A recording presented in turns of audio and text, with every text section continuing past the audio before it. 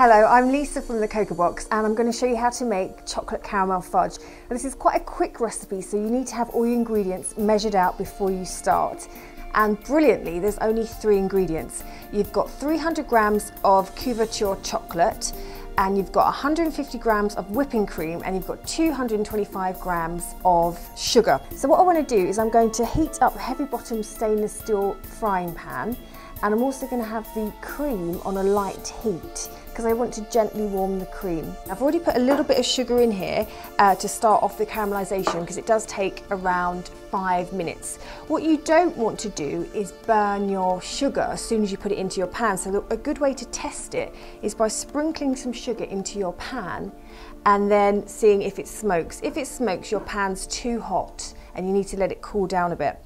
Now you might think it's weird, those of you who've noticed, that I'm using a chopstick to caramelize sugar. I use that because it's got a small point, so meaning the sugar won't clump around it, and it's easy to maneuver the sugar around. Another tip for you, if you always find you burn your sugar when you're making caramel, is put half the sugar in first and then sprinkle the remaining sugar on top, and that way it will cool it down instantly and hopefully you won't burn it. And now I'm going to add the warm cream, but I'm going to change from a chopstick to a whisk because I want to whisk in the cream into the caramel. And what I don't want to do is put cold cream into a hot caramel sauce because it will just solidify. So I'm gently warming the cream whilst caramelizing the sugar so that it mixes in and blends beautifully.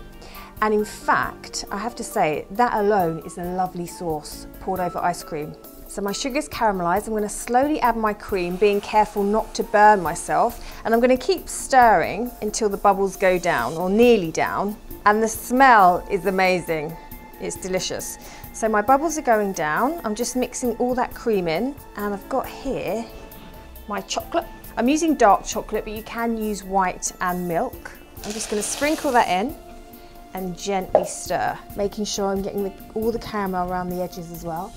The heat of the caramel is melting the chocolate, and it will get thicker and thicker once the chocolate starts to melt into the caramel sauce.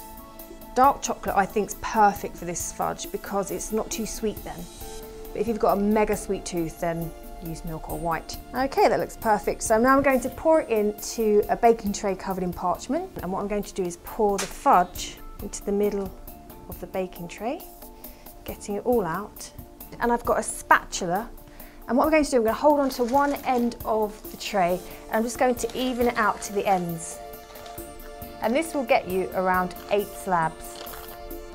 So I'm just going to spread that out, and there you have it. Delicious caramel fudge.